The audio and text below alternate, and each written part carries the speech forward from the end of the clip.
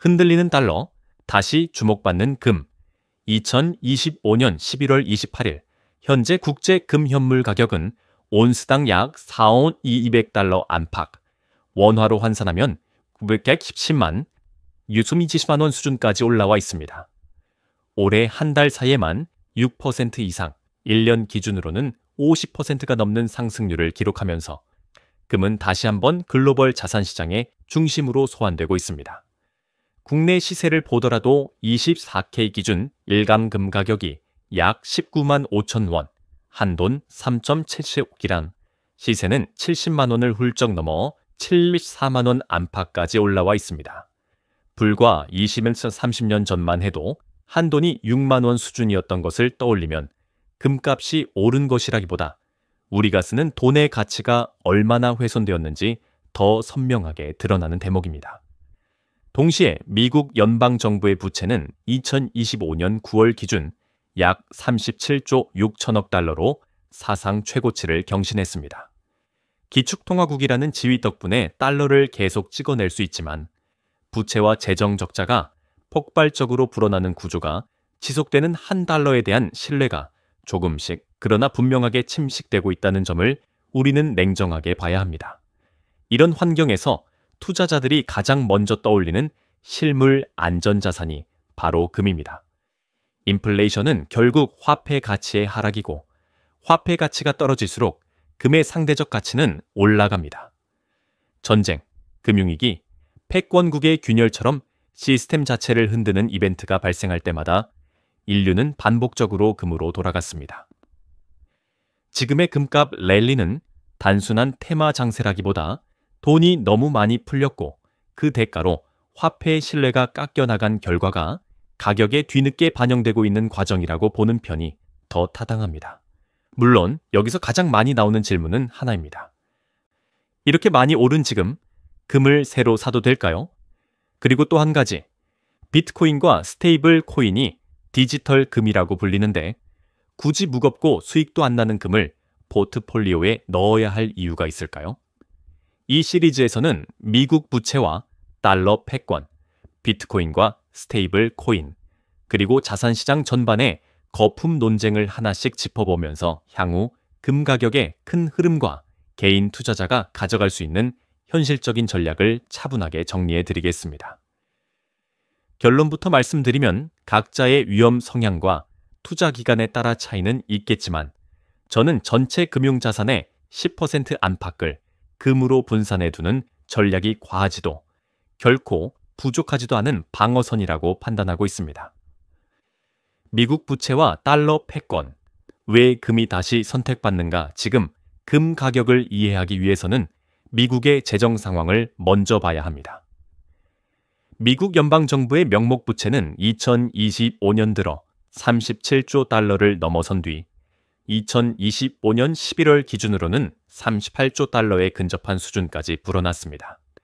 여기에 매년 1조, 2조 달러 규모의 재정 적자가 구조적으로 발생하고 있고 금리 인하와 경기 부양 논의가 반복될 때마다 결국 또 돈을 더 찍어낼 수밖에 없다는 인식이 시장에 퍼져 있습니다. 이런 환경에서는 달러가 기축통화라는 지위 덕분에 당장 무너지지는 않더라도 장기적으로는 서서히 녹슬고 있는 패권이라는 의심이 커질 수밖에 없습니다. 달러에 대한 신뢰가 흔들릴 때 투자자와 각국 중앙은행이 취하는 가장 전형적인 행동이 바로 금 매입입니다. 실제로 2022년 이후 전 세계 중앙은행들은 매년 1000톤 안팎의 금을 순매수하고 있고 특히 중국, 좌낸, 러시아, 중동 산유국처럼 미국과 전략적으로 미묘한 거리를 둔 국가들의 매입이 두드러집니다. 이는 단순한 투자 수익률이 아니라 언젠가 달러 중심 질서가 크게 흔들릴 때를 대비한 보험에 가깝습니다. 개인 투자자 입장에서도 논리는 동일합니다. 우리가 원화, 달러, 엔화 등으로 자산을 쌓고 있지만 이 모든 것은 결국 각국 정부와 중앙은행의 약속 위에 서 있는 신용화폐일 뿐입니다. 반면 금은 발행 주체가 없고 부도나 디폴트를 걱정할 필요도 없습니다. 그래서 미국의 부채 시계가 빠르게 돌아갈수록 그리고 미국 정치가 부채 상한제 협상 같은 이슈로 반복해서 흔들릴수록 결국 언젠가는 이 구조의 부담이 화폐 가치 하락으로 돌아올 것이다 라는 공포가 금을 향한 수요를 자극합니다. 중요한 포인트는 시점과 속도는 누구도 장담할 수 없지만 방향성만큼은 상당히 명확하다는 점입니다. 미국이 기축통화국 지위를 유지하는 한 단기적으로는 위기를 봉합할 수 있겠지만 그 과정에서 더 많은 달러가 발행되고 더 낮은 금리와 더 완화적인 재정 정책이 반복될수록 결과적으로는 금의 상대적 매력이 강화되는 구조가 만들어지고 있다는 사실입니다. 이런 거시적인 큰 그림을 이해해야만 단기 조정에 휘둘리지 않고 금을 포트폴리오의 전략적 자산으로 바라볼 수 있습니다. 한국 금 시세의 현실, 한돈 6만 원에서 70만 원대로 한국 투자자 입장에서 금을 체감하는 가장 직접적인 지표는 국제 시세가 아니라 바로 국내 금 시세입니다.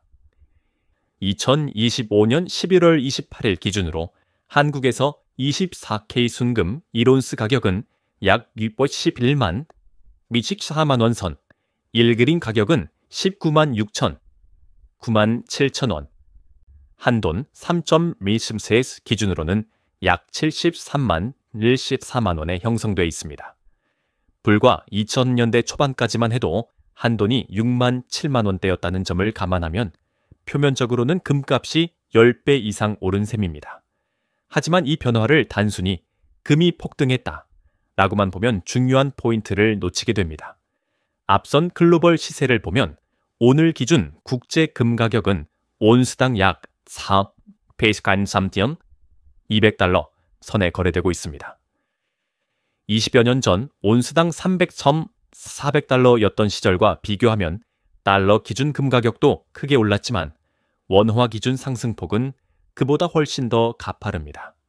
이유는 두 가지입니다. 첫째, 그 사이 한국에서도 물가와 임금이 크게 올랐고, 둘째, 원달러 환율과 글로벌 인플레이션이 겹치면서 원화의 실질 구매력이 장기적으로 떨어졌기 때문입니다. 실제로 2025년 11월 한 달 동안만 봐도 한국 원화 기준 금 가격은 최저 1온스당 약 567만 원대에서 최고 916만 원대까지 움직이며 한 달 평균으로도 역사적 고점 영역을 유지하고 있습니다. 이는 단기적인 투기 수요 때문이라기보다 이미 누적된 통화 팽창과 물가 상승이 뒤늦게 가격에 반영되고 있다는 의미에 가깝습니다. 우리가 예전에 한돈이 6만 원이었는데 지금은 70만 원이 됐다고 말할 때 사실상 과거와 비교해 우리 돈의 가치가 그만큼 떨어졌다는 사실을 인정하고 있는 셈입니다. 즉, 금은 단순히 수익률을 노리는 투기 자산이 아니라 시간이 지날수록 화폐의 가치 하락을 숫자로 보여주는 거울에 가깝습니다. 이 관점을 받아들이면 앞으로도 한국 금 시세를 볼 때 일시적인 조정에만 집중하기보다는 원달러 환율, 한국과 미국의 물가, 글로벌 유동성 같은 것이 변수와 함께 길게 보는 태도가 훨씬 중요해집니다. 결국 한국 투자자에게 한돈 금 가격은 얼마나 올랐나가 아니라 우리 화폐의 신뢰가 얼마나 유지되고 있는가를 가늠하게 해주는 계기라는 점을 기억할 필요가 있습니다. 인플레이션 시대, 왜 금은 진짜 가치를 지키는가? 2015년 현재 금 가격의 가파른 상승은 단순한 테마 장세가 아니라 전 세계적으로 진행 중인 인플레이션과 화폐 가치 하락이 늦게나마 숫자로 반영된 결과라고 보는 것이 더 타당합니다. 11월 28일 기준 국제 금 현물 가격은 온스당 약 4원 180달러 수준으로 한 달 동안 6% 이상, 1년 전과 비교하면 50%가 훨씬 넘는 상승률을 기록하고 있습니다. 같은 기간 미국의 소비자 물가는 최근 12개월 기준 약 3.0% 상승률을 유지하고 있고 에너지 식료품을 제외한 근원 인플레이션도 3% 안팎으로 내려오지 못하고 있습니다. 한국 역시 2025년 10월 물가 상승률이 전년 동월 대비 2.4%를 기록하며 예상치를 웃돌았고 한국은행은 2025년 연간 CPI 전망치를 2%대 초반으로 제시하고 있습니다. 표면적인 숫자만 보면 2부섬 3%대 인플레이션이 그리 높지 않아 보일 수 있지만 문제는 이 흐름이 1년, 2년이 아니라 10년, 20년에 걸쳐 누적된다는 점입니다. 매년 2~3%씩 가격이 오른다는 것은 화폐의 실질 구매력이 같은 속도로 잠식된다는 뜻이고, 우리는 이를 체감하지 못한 사이 점심값, 전세금, 자산 가격이 예전에는 상상도 못했던 수준으로 올라와 버렸습니다. 그런 의미에서 금은 더 많이 벌기 위한 자산이기 전에 떨어지는 화폐 가치에서 내 자산을 떼어놓기 위한 자산이라는 성격이 강합니다. 실제로 중앙은행들의 행동이 이를 잘 보여줍니다. 세계금협회에 따르면 2024년 전 세계 금 수요는 약 4,000기리진철4톤으로 사상 최고치를 기록했고, 중앙은행들의 순매수 규모는 1,000톤을 새해 연속 넘어섰습니다. 2025년 들어서도 1분기에만 254톤을 추가 매입하는 등 중앙은행의 공격적인 금 매입은 이어지고 있습니다. 이는 인플레이션과 지정학적 불확실성, 그리고 달러 패권의 완만한 약화를 동시에 의식한 위험 관리용 포지셔닝이라고 해석할 수 있습니다. 개인 투자자의 관점에서도 논리는 동일합니다. 예금 금리나 채권 금리가 인플레이션율 근처에서 움직이는 환경에서는 명목상 이자를 받아도 실질 구매력은 크게 늘어나지 않습니다. 반면 금은 이자를 주지 않는 대신 인플레이션이 누적되는 동안 그만큼 가격이 재조정되는 방식으로 장기적인 구매력을 방어해 줍니다. 그래서 인플레이션이 완전히 잡히지 않는 한, 그리고 각국 정부가 부채와 재정 적자를 줄이기보다는 조금 더 완화적인 정책에 기댈 수밖에 없는 구조가 유지되는 한, 금은 단기 조정을 거치더라도 중장기적으로 화폐 가치 하락을 상쇄하는 핵심 실물 자산으로서의 역할을 지속할 가능성이 높습니다. 비트코인과 금, 디지털 금의 한계와 역할, 분담. 요즘 시장에서 가장 많이 듣는 질문이 그래도 비트코인이 진짜 금을 대체하는 디지털 금 아니냐는 이야기입니다. 2025년 11월 28일 기준 비트코인은 개당 91,000달러 선에서 거래되고 있을 정도로 이미 엄청난 가격과 시가총액을 가진 자산으로 성장했습니다. 가격만 놓고 보면 분명히 존재를 증명해낸 자산이고, 공급량이 2,100만 개로 고정돼 있다는 점, 반감기를 통해 장기적으로 공급 증가 속도가 떨어진다는 점 등은 디지털 희소성을 만들어주는 요소입니다. 하지만 전통적인 금융 시스템과 비교했을 때 비트코인이 금을 완전히 대체할 수 있느냐고 묻는다면 답은 분명히 아니다에 가깝습니다. 첫째, 변동성의 크기입니다. 금 역시 안전자산이라고 해도 단기 변동폭이 결코 작지 않지만 비트코인의 1일 월간 변동성은 그보다 몇 배 이상 높은 수준이 반복되고 있습니다. 인플레이션을 피하고자 하는 자산가, 중앙은행, 기업 입장에서 본다면 자산의 가치가 하루아침에 24.32%씩 출렁이는 통화 준통화를 준비 자산으로 대거 편입하기는 현실적으로 어렵습니다. 둘째, 규제와 제도 리스크입니다. 금은 어느 나라에서나 자산으로 인정받고 중앙은행의 준비 자산으로도 활용되고 있습니다. 반면 비트코인은 국가에 따라 법적 지위와 규제, 과세 방식이 서로 다르고 각국 정부와 중앙은행은 여전히 통제 범위 안에 두기 위한 틀을 만들고 있는 과정에 있습니다. 셋째, 최종 결제 수단으로서의 신뢰입니다. 금은 수천 년 동안 전쟁, 혁명, 국가 붕괴의 순간에도 가치 저장 수단이자 교환 수단으로 기능해온 자산입니다. 비트코인은 태생적으로 탈중앙화를 지향하지만 네트워크 보안, 채굴 구조, 거래소 의존도, 해킹 피싱 위험 등 여러 요소를 고려하면 아직까지 시스템이 무너져도 끝까지 남는 최종 담보라고 부르기에는 이른 단계라고 보는 것이 현실적입니다. 이런 이유로 비트코인을 금의 적이라기보다 높은 위험과 높은 기대 수익을 가진 신흥자산, 금을 화폐 시스템이 흔들릴 때 마지막까지 남는 실물 담보 정도로 역할을 나누어 바라보는 편이 더 합리적입니다.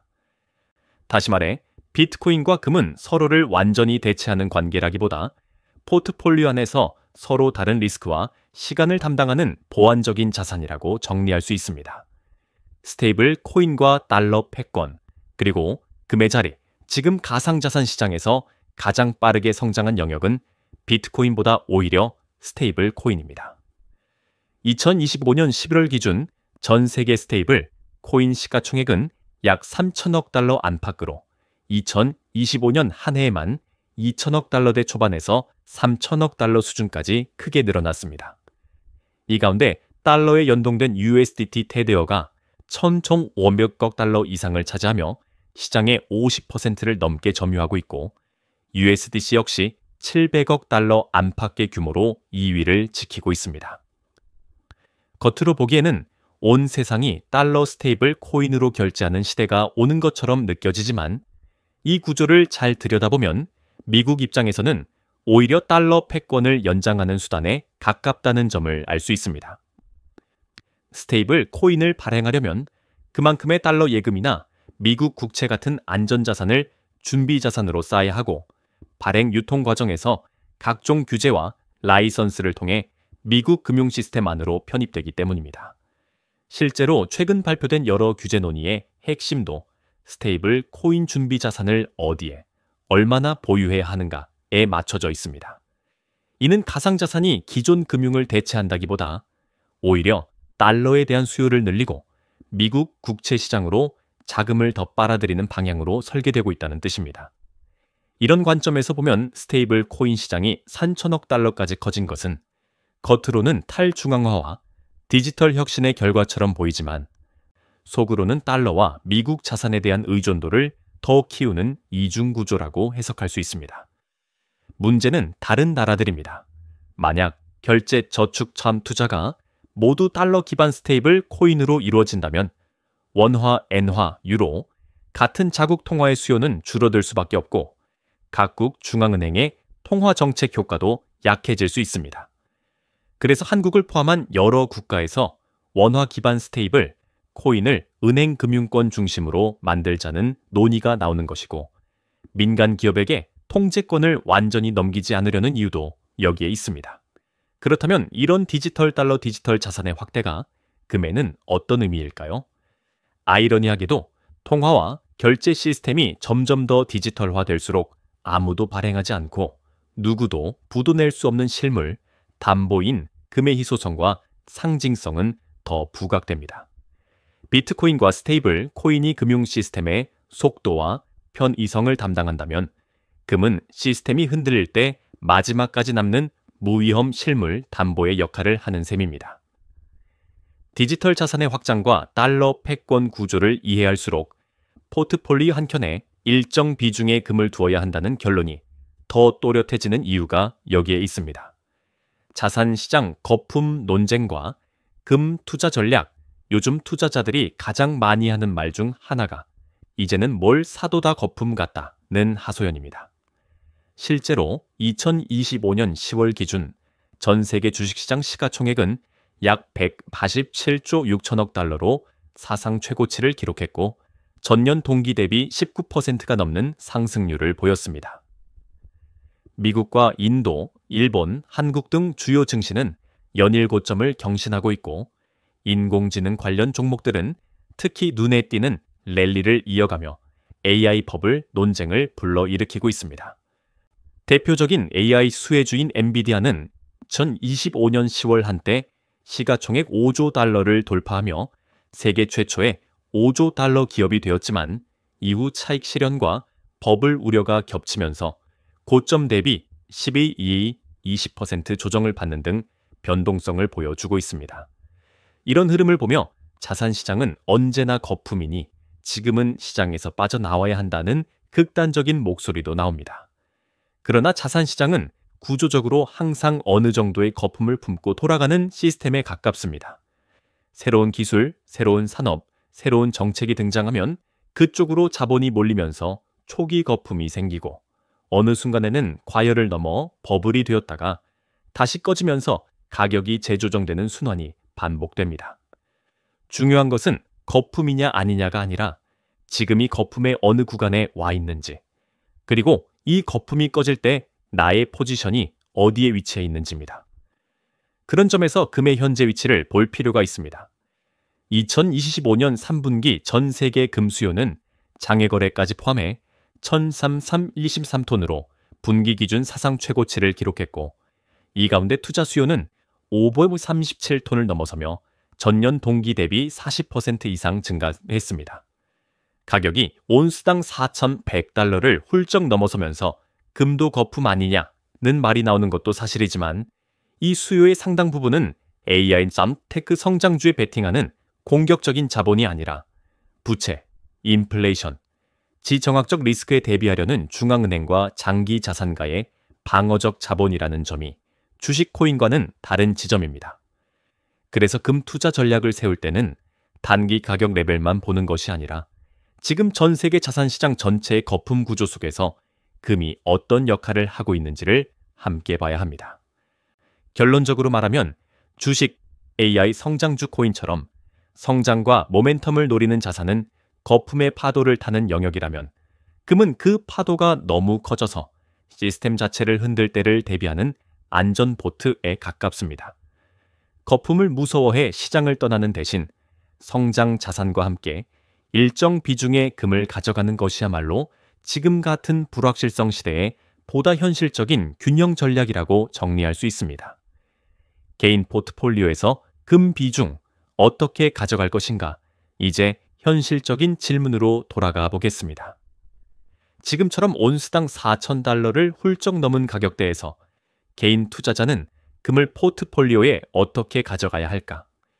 2025년 11월 28일 기준 국제 금 가격은 온스당 약 4,085달러 수준으로 한 달 동안 약 6% 이상, 1년 전과 비교하면 50%가 넘는 상승률을 기록하고 있습니다.